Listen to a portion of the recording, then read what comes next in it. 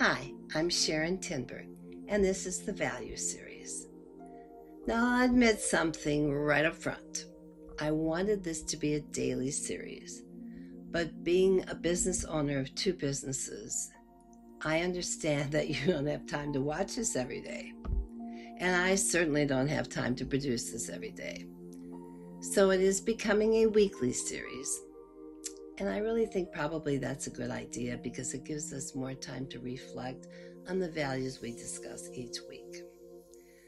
So today's value is determination. In the values books, the story is told through Helen Keller. As many of you know, Helen became deaf and blind at a very young age due to a very high fever. Understandably, she was angry, bitter, and unteachable. She refused to let anyone help her, fought her caregivers, and lived in isolation inside her own world. Her parents brought in Anne Sullivan. Anne was determined to reach Helen. When her early efforts failed, she insisted on removing Helen from her comfort of her home and focused fully on teaching her. It was a fierce, exhaustible battle. But eventually, Helen gave in to Anne's determination. She learned how to communicate and went on not only to live a full life, but she inspired generation after generation of children in the same position she found herself. Her story reminds us that determination is not about how easy something is. It's about refusing to give up until the breakthrough comes. My story of determination is nowhere near Helen Keller's, but I know firsthand how determination has carried me through in business. When I first started training cleaners, I was determined to make it easier for them, and now for cleaners and owners and trainers.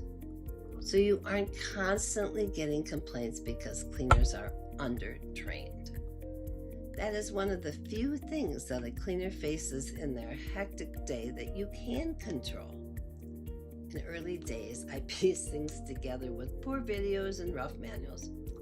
It wasn't perfect, but it worked because I refused to let training be an afterthought. We received 2 complaints every week, and we cleaned 495 homes a week.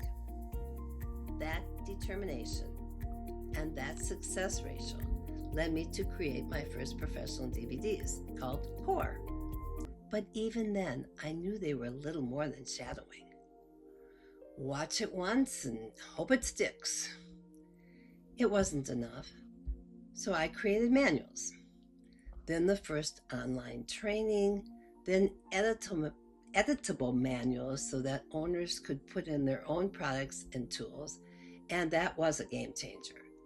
Each time it was closer, but still not complete. Finally, after years of pushing and refining, came CleanSmart Academy. With animated videos, structured steps, detailed manuals, live cleaning demonstrations, and quizzes that are graded automatically. Cleaners now see the process 4 times before ever stepping foot into a client's home. That was the breakthrough, and it only came because I was determined to not quit until I knew it worked. Here's the truth.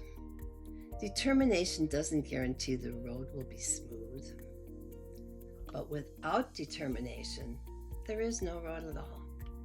It took me years, even decades, to perfect this training model, and I am determined before I really retire to show every cleaning service owner everywhere that it is possible to train cleaners to clean perfectly the first time they clean a home and every time they clean a home.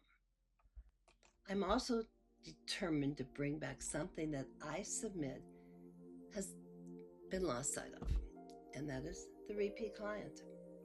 Scaling a business to $5 million should not be that hard. With strong training and repeat clients, it becomes not only possible, but predictable. And I'm not not stopping until every owner understands this and sees how attainable it really is. So, if you're struggling right now, wondering whether to keep going, remember Helen Keller, remember Anne Sullivan, and remember that often success doesn't belong to the smartest or the luckiest.